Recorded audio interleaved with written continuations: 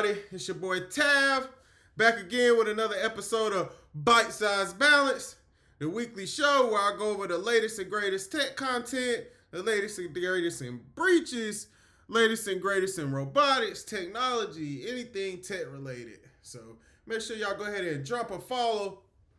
Follow me on my socials, YouTube, TikTok. TikTok been doing some numbers this week.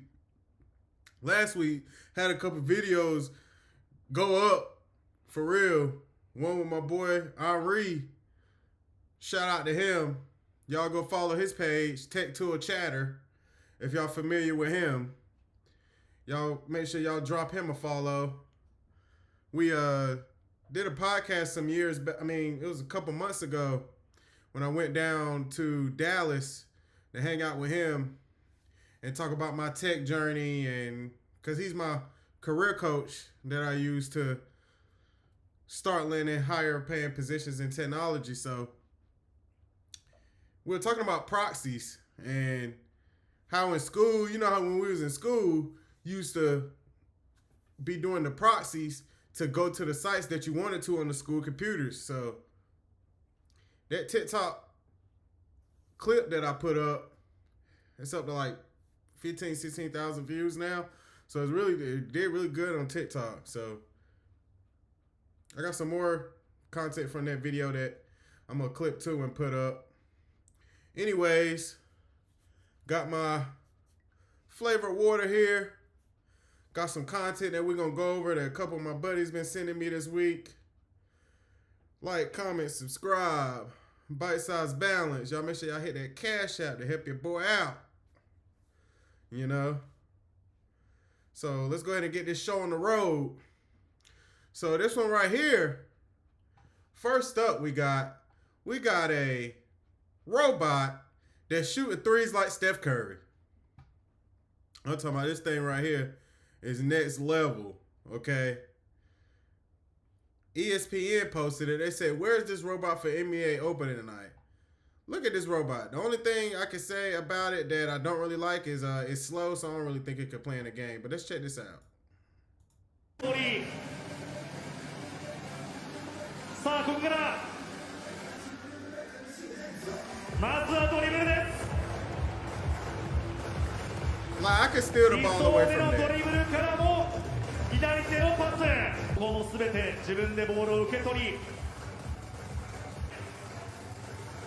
ナイス！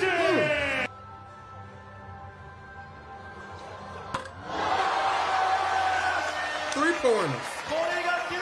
That's half court. 受け取り。 All right, Steph. Hey, Steph.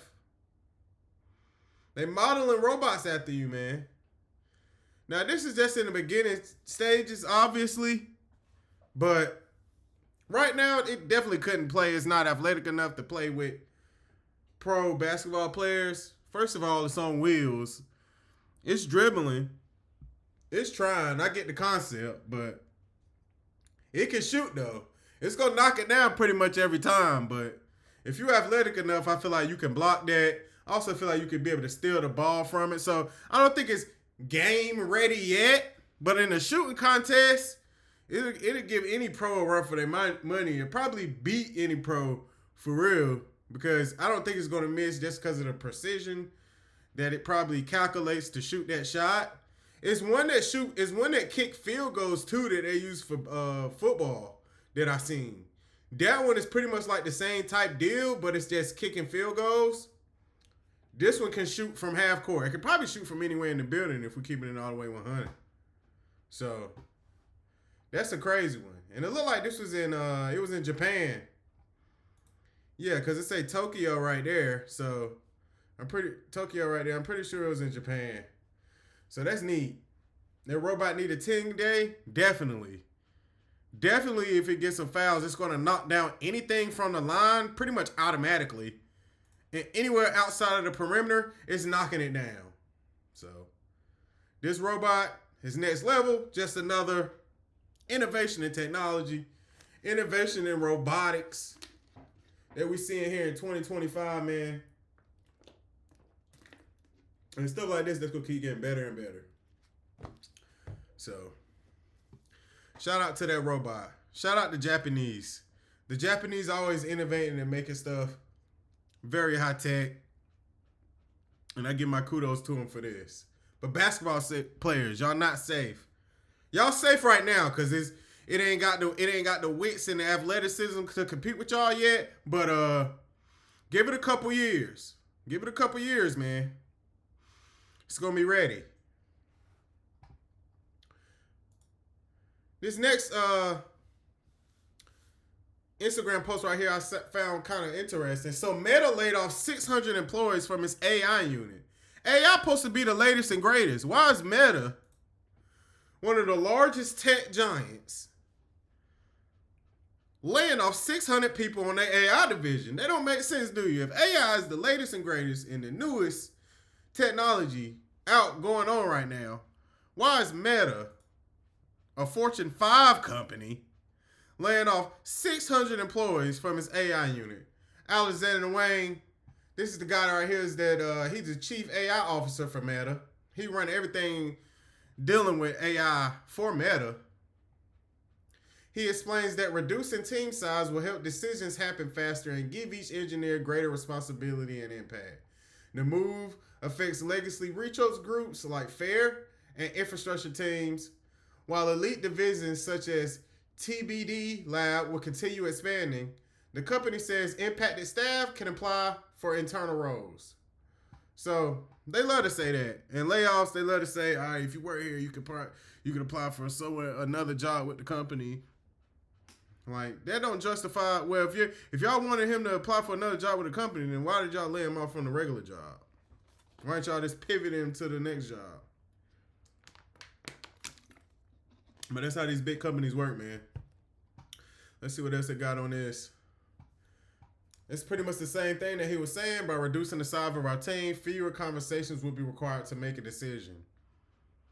Okay? And each person will be more load-bearing. Pretty much, AKA, we overhired too many AI people.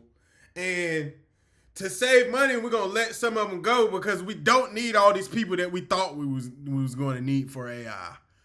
That's what AKA, that's what he's saying. Okay? For those of y'all that want it broke down simply. They got Meta AI. Earlier today, we made some changes to MSL to move us toward being the most agile and talented team in the industry. By reducing the size of our team, fewer conversations will be required to make decisions. And each person will be more load-bearing and have more scope and impact. It's never an easy decision to say goodbye to colleagues. These are talented people who have worked extremely hard and contributing to our AI effort. Anyone in North America whose role was impacted has already been notified. Those who may be impacted in EMEA have been notified and remain subject to consultation. We are supporting the majority of those impacted and finding new roles at the company. We have spun up a tiger team of recruiters to help this group find the right match for their expertise and landing roles through an expedited hiring process. This by no means signals any decrease in investment. In fact, we will continue to hire industry-leading AI native talent. You just laid off 600 of them. FYI, even though you're continuing to hire industry-leading AI native talent, our goal is to ensure MSL to move faster. We remain excited about the models we are training, our ambitious compute plans, and the products we are building, and I'm confident in our path to superintelligence. That's what Jensen Huang said, the chief AI dude for Meta. So, that's some news. Big Meta. What do they call them? Big Tech. Big Tech laying off 600 people. Nothing new. A trend that we see. A trend that we've been seeing in Bitcorp the last couple of years, especially when it comes to tech workers. The way to defend against this, I just say, as if you're a tech worker, make sure you keep your skill sets diverse. Make sure you learn the skills outside of technology. Make sure you learn the skills. Like I said, bro, I'm about to take a plumbing class or an HVAC class just to have it in my back pocket. because you never know. It might hit the fan when it comes to working in tech if I'm just keeping it all the way 100. So make sure you got insurance. You doing something else. So if you get hit with one of these layoffs, you ain't scrambling around, or at least keeping your profile competitive. So what's the next topic we got here? Shout out to Alexander Wang though. So have y'all seen these, bro? So in many places around the world, cell phone towers are disguised as palm trees, pine trees, and even cactuses to blend naturally into their surroundings. Bro, I'm not even going to cap. Like here in North Carolina, I live in like the Raleigh area, and my last job that I worked at was in Cary, and I seen one of these. I saw one and like, what is that? If you live in the Raleigh area, it's like a road called Tryon Road, and it'll take you all the way to Cary. So I was on Tryon Road, and it's one of these, bro. Look. I actually took a picture of it and got it right here. Look, this is the one local to me. If you think I'm cap. I can't make it no bigger, but yeah. This is the picture that I took about 2 years ago of this same type of thing. I said, bro, that is not a tree. What is that? And they talking about them right here in this post. It says, known as stealth towers, these structures mimic palm trees, pine trees, cactuses, and even flagpoles. The idea began in the 1990s when communities started opposing large metal towers that disrupt scenic view. Telecom companies adopted camouflage techniques to meet local zoning rules and maintain coverage without harming landscape. They don't look like trees, though. That's what I'm saying. Like, it's trying to look like a tree, but at the end of the day, if you know what a tree look like, you're going to notice that it's not a tree. Like, look at that. Look very similar to the one that I took a picture of in my area. Is that the same one? No cap. It might be the same one. Because this is the one local to where I'm at, and this is the one they took. It's not the same, but it's very similar. It might be the same one. I don't know. But yeah, like, I mean, look, it's trying to look like a tree, but it's obviously taller than a tree. Okay, they got the palm tree ones. Leave down in the comments if y'all seen one of these before. Have y'all seen one of these? Like, it's like so weird when you see them because they mad tall and it's like, it's obviously not a tree, but it's trying to be a tree. Like, bro, like first I thought, I didn't know what it was. If I'm gonna keep it 100, I took a picture of it and uploaded it to ChatGPT. And this was like 2 years ago when I did this. And it was just ironic when I seen them just drop this week talking about these things. And I had literally, as y'all can see from this picture, had took a picture of it. I took this picture with my phone because I was curious about what these things were. And pretty much AI told me exactly what they're saying right here. It's just a tower that they dressed up to be like a tree. That's what it is. Have y'all seen these? Do y'all got these in y'all area? Leave down in the comments if y'all have seen these. And let me know what you thought when you saw it. Did you automatically know that what it was? Or was it just something that you saw and just ignored? Or what was your reaction to seeing these type of things? These things is crazy, bro. Somebody said, great, now do wind turbine. You got the construction dude up there working on it. It's an energy tower. I mean, it's a cell phone tower. The cactus one is crazy, though. Like, I understand it's they said they're more expensive than the regular ones, though. Duh. I mean, while they improve visual harmony, they're costlier to build and maintain and may still stand taller than real trees, making them ironically easy to spot. Duh. That's what I'm saying. Like, why? Like, bro, just put a regular tower right there, bro. You just wasted money trying to disguise it. Like, it's just like, oh, I'm gonna think this is no. I'm not gonna think it's a tree. I'm not gonna think that.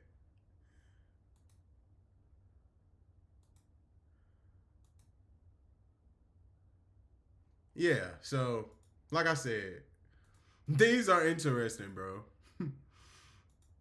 Leave a comment if y'all have seen these. Like I said, this is the one in my area that I saw. So let's see. That's that. Those are the disguised cell phone towers that they try to make look like trees, but look nothing like trees. And companies, if you ask me, are wasting their money on them. Trying to be cute. So, that's that. What we got next? So, I said something about this probably a couple episodes ago, and I said it earlier in this video, if y'all be paying attention to what I be saying. But, check this out right here. Okay. Jensen Huang says the next generation of U.S. millionaires would be plumbers and electricians.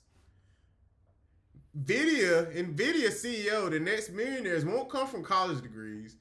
Jensen Huang, CEO of NVIDIA, said something bold in a recent Channel 4 News interview. The future millionaires in America may not be software engineers or Ivy League graduates. They might be plumbers, electricians, and hands-on skilled workers. As AI and automation takes over white-collar tasks, Huang says technical trades will become backbone of the economy. These aren't backup careers anymore. They're frontline roles in an AI-powered world, fixing systems, installing hardware, maintaining the tech that keeps society running. And guess what? Those who master these trades and stay adaptable will thrive in an AI-driven economy. That's what I'm saying, bro. Like this week, I'm taking an apprenticeship. I'm taking a level 1 plumber course with my local community college that I'm just doing the side. I'm still pursuing tech. Don't get me wrong, but you gotta have that insurance. And when AI take over, what is your plan going to be? Because these regular desk-looking jobs in the future, man, the very near future, they're just gonna train all that stuff, robotics and AI to do all that. So unless you running that stuff, or unless you doing something that requires, hands-on work that a robot can't do, that's how you say resilient against that. That's a food for thought. But if this guy's saying it, the CEO of Billionaire is saying this, if that ain't a wake-up call, I don't know what is. So, crazy. Jensen Huang said it. Don't listen to me. Listen to Jensen Huang. He said it. Okay? Not just me.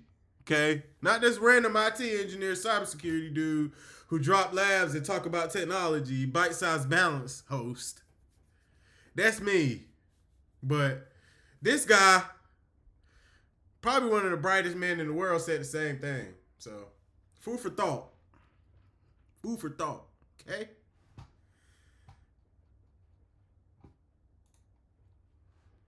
Let's see. So, I found this interesting. So, I made a short on TikTok not too long ago. And it was talking about some data breaches with a software that Oracle had on American Eagle planes that was getting exploited by hackers. Okay. And pretty much Trump announced up to $500 billion in private sector AI infrastructure investment with Oracle, the project Stargate. It's the second largest U.S. infrastructure project ever. So let's take a look at it. Hold on.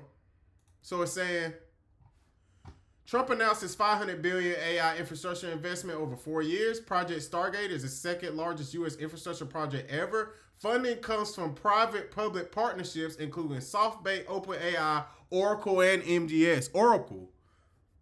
So the software that was causing the compromises on those American Eagle planes, aka American Airlines, was created by Oracle, and pretty much the Trump administration invested $500 billion inside of technologies that Oracle is going to be managing, which is AI infrastructure. So what the guy was saying was some of that infrastructure may be ran by Oracle and might also have vulnerabilities inside of that technology. Let's look at what this dude's saying.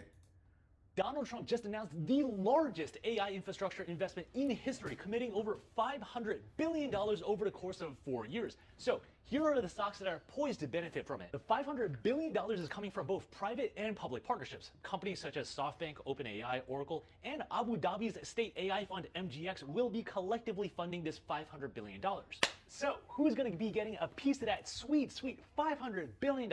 The world of AI is complex. You need the networking providers, semiconductors, data centers, and many more. Let's start with telecom and networking. Think of anything connectivity. This includes Arista, Ciena, Cisco, and Juniper. Then in the semiconductor category, my favorite. This includes designers, manufacturers, equipment, basically the whole life cycle of the chip.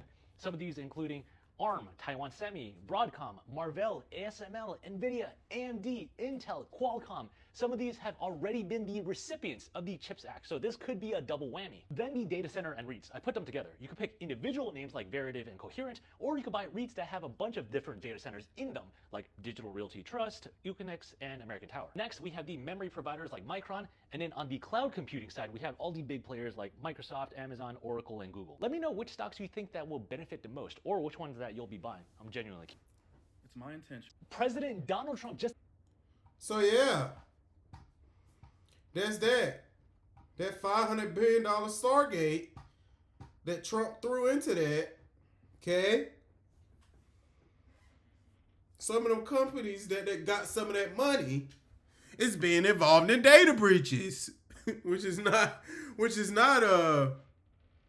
really not a surprise, because a lot of those companies are some of the biggest companies in the world, and some of the biggest companies in the world have one of the largest attack surfaces for attacks. So it makes sense, but I just found it kind of interesting how the guy pointed that out, and he told me to look up the Stargate stuff, and that's what I did. I looked up the Stargate stuff. Shout out to that guy. I might tag him when I clip this and put it on TikTok, and because he inspired me to talk about this in this episode here of Byte-Sized Balance. So shout out to Oracle. Hopefully they got that stuff under wraps. They said they did. But technology is technology, and attackers are attackers, and any type of little thing that they're going to find to try to get in, trust me, they're going to find it. So it's just up to the engineers and up to the people who are hired for that company to mitigate those type of issues, to make sure they're on top of that, to make sure something like that doesn't keep happening. Because it's going to happen. It's going to happen. It's just make sure you got a plan in place to mitigate stuff like that when it happens. Shout out to everybody in cybersecurity who understand what I'm talking about. Even if you're not in cybersecurity, you should know. You should know, man. Especially the way fast as technology is moving, all this information that's out there, all the attackers trying to get all the information, man. You just got to stay on top of it. You just got to stay on top of it, people. So next, what we got? What we got here next? What we got next? What we got next? So this is my guy right here. Okay? Cloud Tech Execs. Shout out to Cloud Tech Execs, man. I'm actually doing some business with him right now. I'm trying to get some of my back-end infrastructure cloud technology job skills up to par. And he's one of the go-to guys for that. So you're trying to get your cloud skills in line. If you're already an IT pro, you're just trying to get into a program where you're trying to get into IT or get into tech. This is one of your go-to guys for that. Okay? Cloud Tech Execs. Shout out to him. Okay? He has some interesting takes on this video he put right here on TikTok. 8 years of IT experience in 60 seconds. Let's just check it out, and then I'm going to, me being an IT pro, give you my observation of what he said and let y'all know what I think about it. So let's run through it. IT experience in 60 seconds. Security Plus is not going to save you. It's a good to have, not a need to have. It's a theory certification just to hit a checkbox, and realistically, it doesn't make you technically skilled. Security Plus with no technical skills is a non-factor. People who can communicate better than you will make more money than you. Ultimately, the business wants someone who can communicate very well, that is very technically skilled. Those people. So yeah, what he said about Security Plus is not going to save you. Security Plus is not enough. We passed the days where they saying Security Plus, you just get your Security Plus, you're going to make $100K in cybersecurity. Like, no, it don't work like that. It don't work like, oh, I got my Set Plus now. Now I'm about to make 6 figures in tech next week. It do not work like that. You still have to learn some type of skill and some type of brain, some type of value. And you still might have to start from the bottom and work your way up. Like I did. Okay? You might have to take a pay cut from your regular job to land a help desk job. You might have to do a paid internship or something like that to take lower pay to learn those baseline skills, IT technician. You might have to work at Geek Squad. But the thing is, once you learn those skills, then you can transition into the higher paying roles gradually. Not saying some people don't get lucky. Some people do luck up and get lucky. Some people just get a Security Plus, right place, right time, know the right people, and just blessed into a position. That happens. But does that happen to the majority of people? No. So when you're talking about the majority, when you're giving people advice, you have to refer to the majority, not the outliers. Because the outlier is not the rule. The majority is what's the rule. We base stuff off logic and statistics. Statistically, you're going to need to start from the bottom and work your way up. You're not just going to jump in and get a Security Plus. So he's right. A Sec Plus is not going to save you. The second thing he was saying, you need to know how to talk, okay? You need to know how to sell yourself as a pro, okay?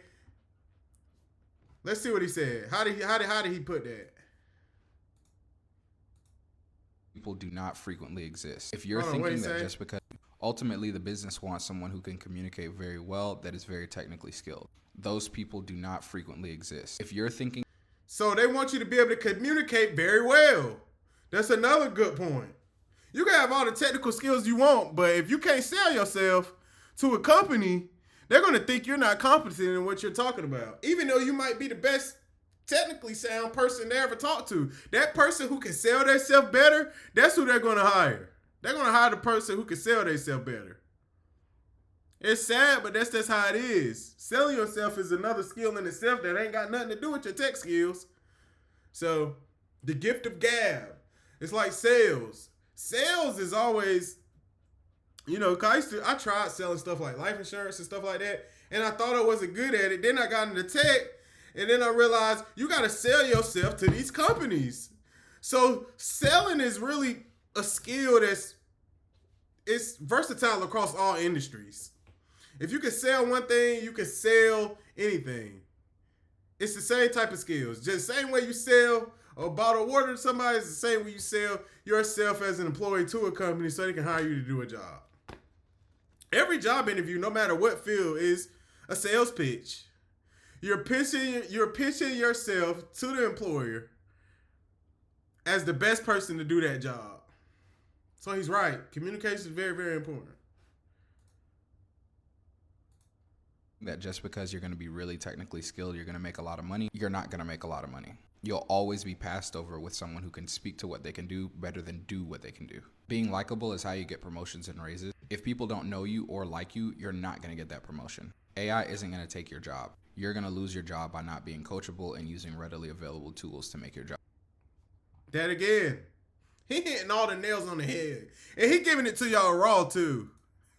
He giving it to you straight raw. That's what I said. Shout out Cloud Tech Exec, man.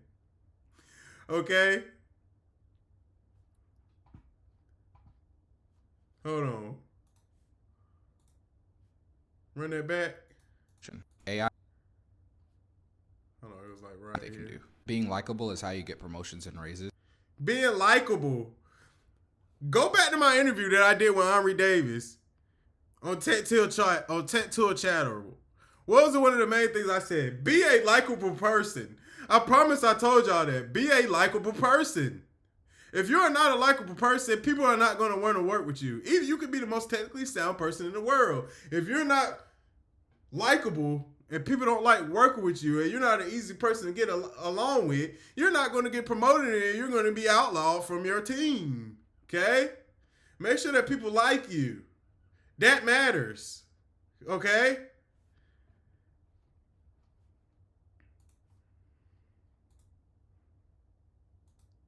If people don't know you or like you, you're not going to get that promotion. AI isn't going to take your job. You're going to lose your job by not being coachable and using readily available tools to make your job easier. Most people think because they have technical skills, they're going to get a job. You also need job hunting skills, and without those, you'll never get a job. If you want more opinions from a seasoned cybersecurity professional, follow me for more. Yo. My guy hit every nail on the head right there. And these are uncomfortable truths that a lot of people don't like to talk about. Okay? The most liked person and the person that's the most visible, that's going to be the person that's going to get the recognition. You have to be able to communicate your wins at a high level to everybody in the company in order for you to get recognized for it. The people who can talk the best might not even be the best sound technologically, but those are the people who are going to get recognized and who are going to get promoted. Security Plus isn't going to save you. AI isn't going to take your job. You not being coachable and you not being able to learn and ask questions, that's what is going to get your job to. Okay?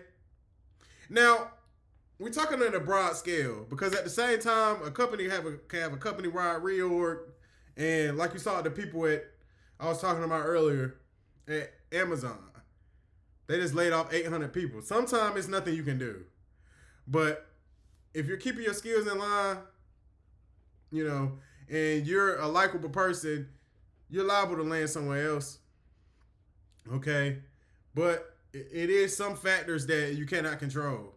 Especially if you're in the private industry, or if you're even with the government now, with the government shutdown and stuff like that, you know, that's what comes with being an employee for a company and not working for yourself. Your end goal should be to work for yourself anyway, but when you're working for somebody, you're always at the mercy of the person who's hiring you, no matter what, even if you do everything perfect. But everything he said is 100% accurate. Shout out to my guy Cloud Tech Exec. You want to learn a lot more about technology to get into the field? That's one of the best people y'all can tap in with. Make sure y'all tap in with him. Okay, when I clip this on TikTok, pretty sure I'm gonna put his name down there, tag him in it, so I can tap in with bro. He knows a lot, and his stuff is legit. I'm in this program right now, and the guy knows his stuff. So, shout out Cloud Tech Exec. And I'm not being biased just because I'm working with him. Okay? Let's see what else we got. So, the big AWS outage that happened last week, that was crazy. Luckily, I don't work with nobody that worked with a company that deal with a lot of AWS technologies, but I could imagine. They said Snapchat was down, Netflix was down, everybody was down. And it was all because of a DNS failure. Isn't that funny? Domain name system, domain name resolution. DNS is pretty much you telling the server. What DNS is, guys, is pretty much an input into the server to let it know where the location is of the resource that needs to be accessed to give that server that service to distribute to the masses. And if it's keyed in wrong or something goes wrong in that input, A records and reverse lookup records and stuff like that, it can mess the whole thing up and you won't be able to see nothing. And that's pretty much what it was. Let's read it. Bleeping computer. Amazon says a major DNS failure was behind a massive AWS outage that took down many websites and online services on Monday. As Bleeping Computer reported earlier this week, this incident impacted a critical North Virginia data center in the U.S. East 1 region, affecting users worldwide, including the United States and Europe, for over 14 hours. That's a long time. According to the post-mortem published on Thursday, a race condition caused a major DNS failure in Amazon DynamoDB's infrastructure, specifically within its DNS management system that controls how user requests are routed to healthy servers, which led to the accidental deletion of all IP addresses for the database services regional endpoint. Woo! The root cause of the issue was a latent race condition in the DynamoDB DNS management system that resulted in an incorrect empty DNS record for the service's regional endpoint that the automation failed to repair. When the issue occurred at 11:48 p.m., all systems needing to connect to the DynamoDB service in the North Virginia U.S. East 1 region via the public endpoint immediately began to experience DNS failures and failed to connect to DynamoDB. This included customer traffic as well as traffic from internal AWS servers that rely on DynamoDB. The DynamoDB failure triggered cascading problems across AWS infrastructure, leaving DynamoDB DNS systems in an inconsistent state that automatic recovery couldn't fix, requiring manual operator intervention. Amazon has since disabled the buggy DNS automation globally and taken measures to avoid similar issues, including adding protective checks, improving throttle mechanisms, and building an additional test suite to help detect similar bugs in the future. We apologize for the impact this event caused for our customers.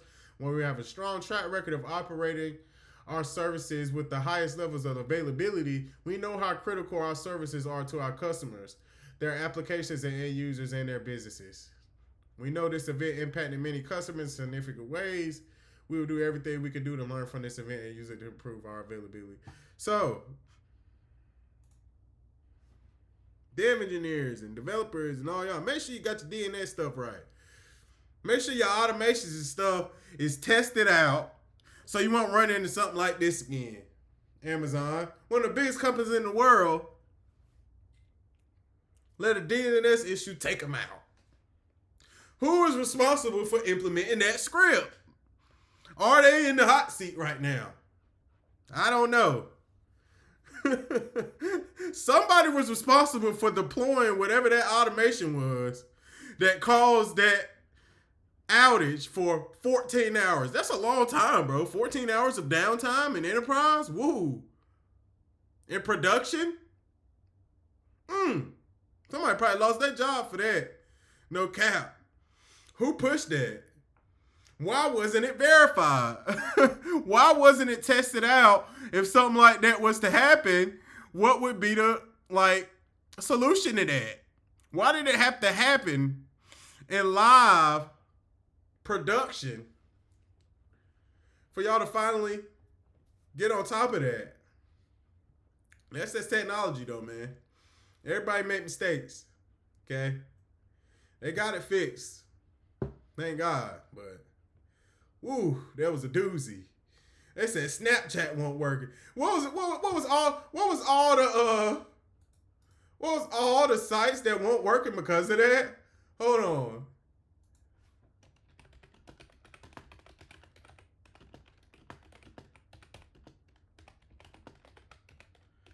It was a lot of stuff, bro.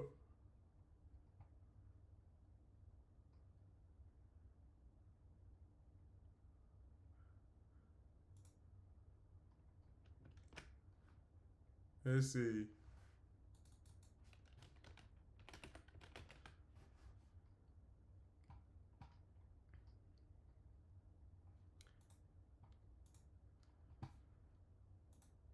This article said Snapchat, Roblox, Duolingo, Ring doorbells were some of the 2,000 companies affected by this week's AWS outages.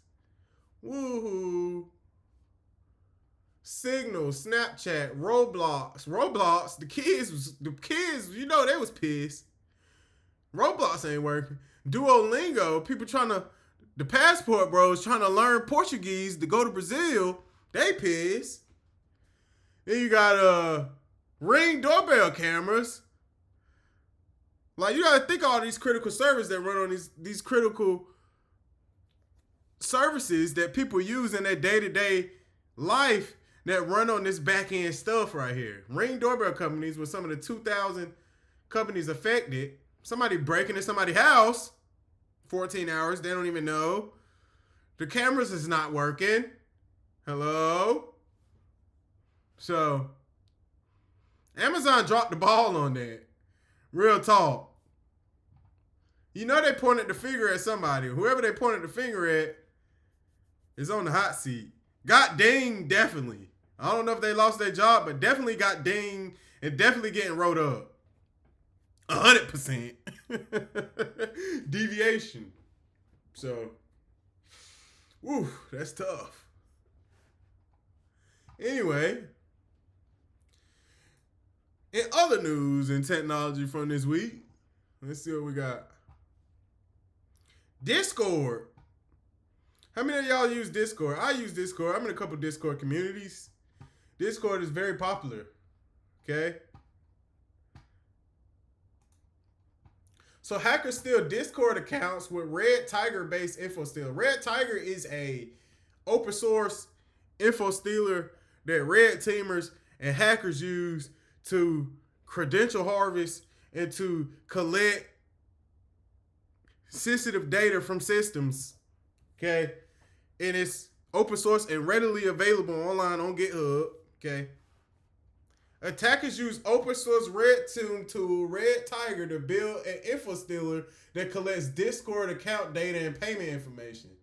The malware can also steal credentials stored in the browser, cryptocurrency wallet data, and gaming accounts. Red Tiger is a Python-based penetration test suite for Windows and Linux that bundles options for scanning, network, and cracking passwords, open source intelligence, related utilities, Discord-focused tools, and malware builder. Okay? That's what it looked like. Red Tiger. I need to download it and play with it. It's on GitHub, open source, but apparently it's very powerful. A lot of the tools that these attackers be using be open source tools.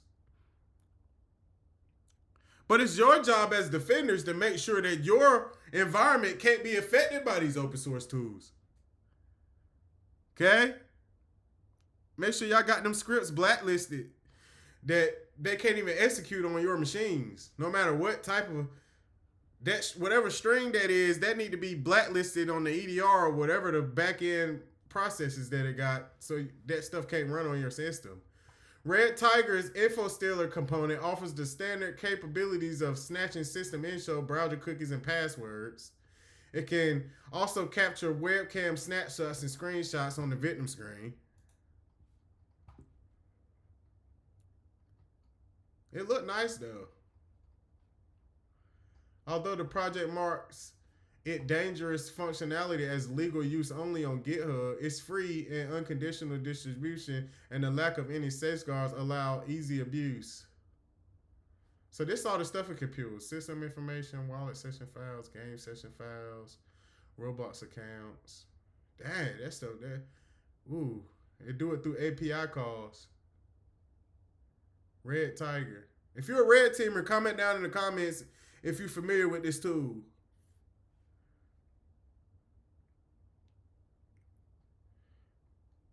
Red Tiger. The attacker compiled Red Tiger's code using PY installer to form standalone binaries and gave these gaming or Discord related names. Once the info stealer is installed on the victim machine, it scans for Discord and browser database files. It then extracts plain and encrypted tokens via regular expression. That's what regex is.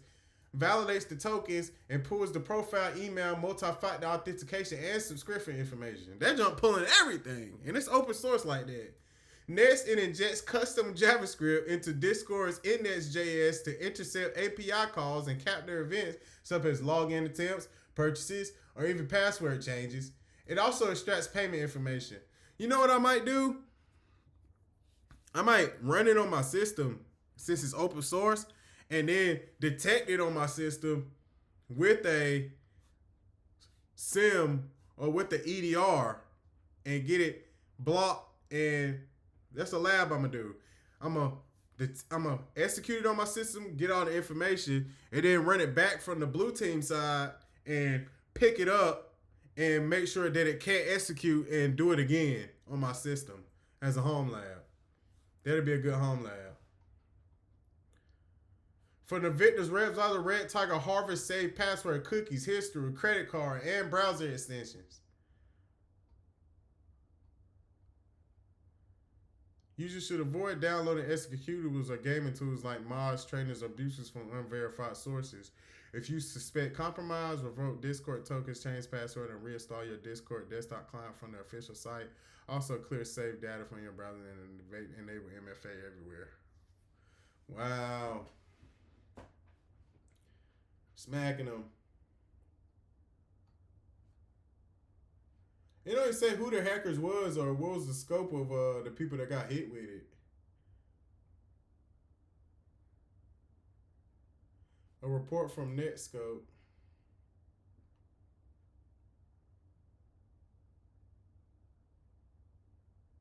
It don't say like, it just says that hackers are using it, but it don't say like who's using it, who used it, and was it successful. Like, these are hardware IDs, host names.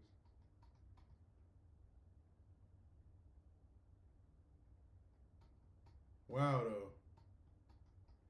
That's a crazy tool.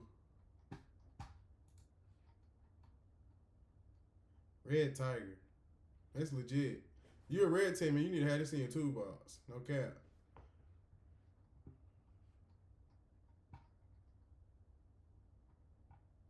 That joker grab everything. Session cookies, credit card information, all that. And it's from your browser data. That's wild.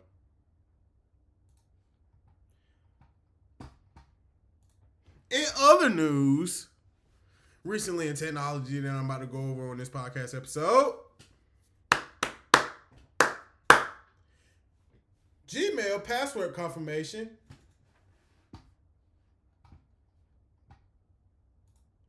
Gmail passwords confirmed as part of 183 million account data breach. 183 million accounts. Is your account in there somewhere? Probably. Very possible with 183 million of them. It's very possible that who's ever watching this right now, your information was tied up into this, including me. Earlier this year, this came from Forbes when they reported a report that included a whopping 184,162,718 passwords and logins, impacting the likes of Apple, Facebook, Instagram users. 184 million. This data leak was disclosed on May 22nd, and now in a rather spookily seeming coincidence news of 183 million passwords and login credentials from April 2025, breach has emerged, adding the details of website URLs, email addresses, and passwords to HaveIBeenPwned.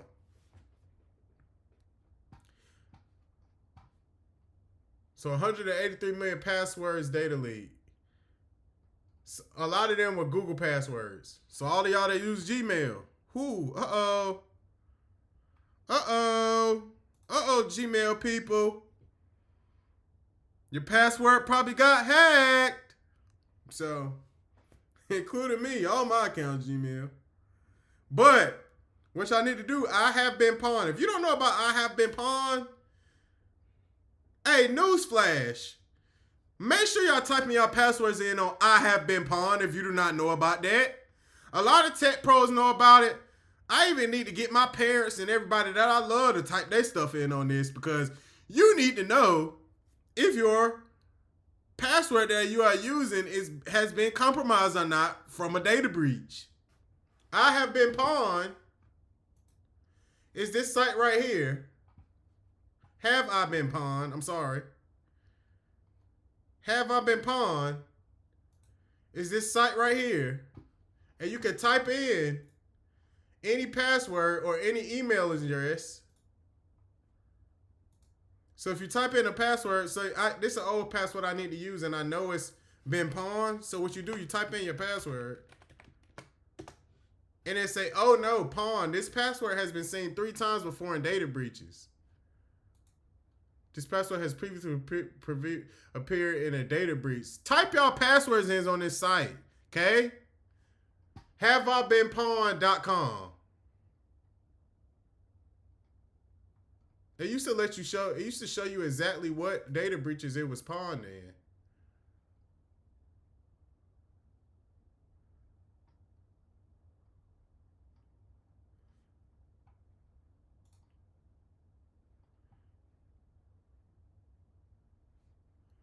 You used to could put in your. You used to could put in your email address too.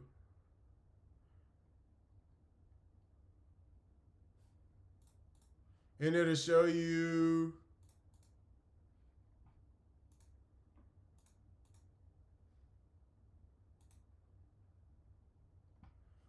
Hold on. Let's go back here.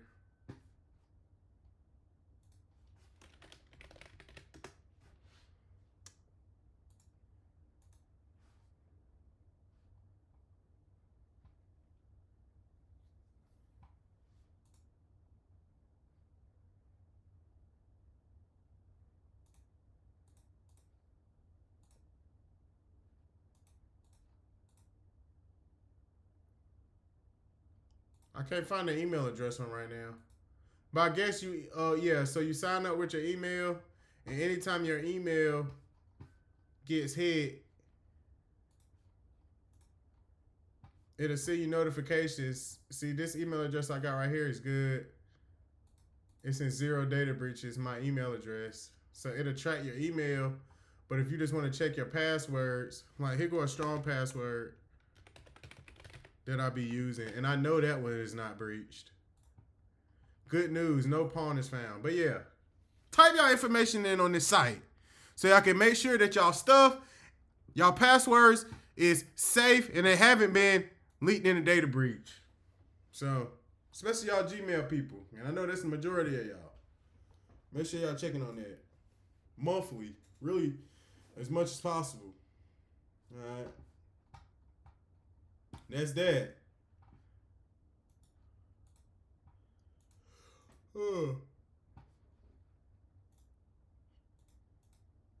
So yeah, we're gonna finish it up here with a little more robotics from Boston Dynamics to finish up the pawn. To finish up this edition of Byte-Sized Balance for you people, for you beautiful people. So we got the dog, the Boston Dynamics dog, doing flipping like it's a ninja. Don't flip out, pushing our hardware to its limits with RL feats helps make a better robot for our customers. Why does your robot need to do backflips? I have no idea, but check this out. It's cool.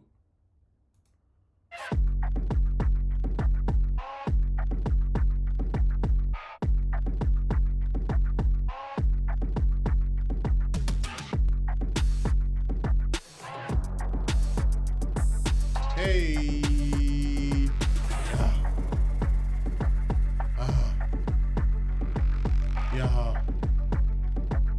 Yeah. Hey.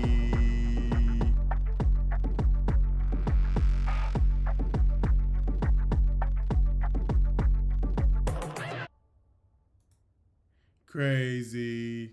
But yeah, Boston Dynamics, man, shout out to them. One of the leaders in AI. One of the leaders in robotics.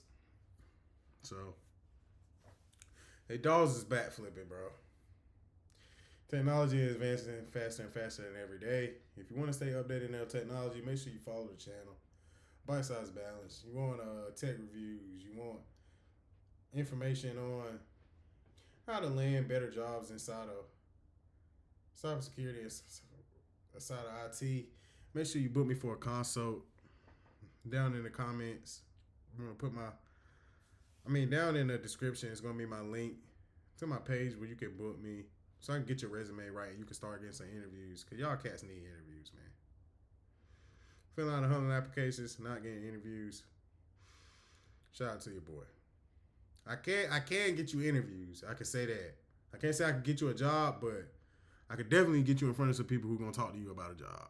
So, And that's really the first barrier. Getting in the room. If you can't even do that, you don't even got no chance.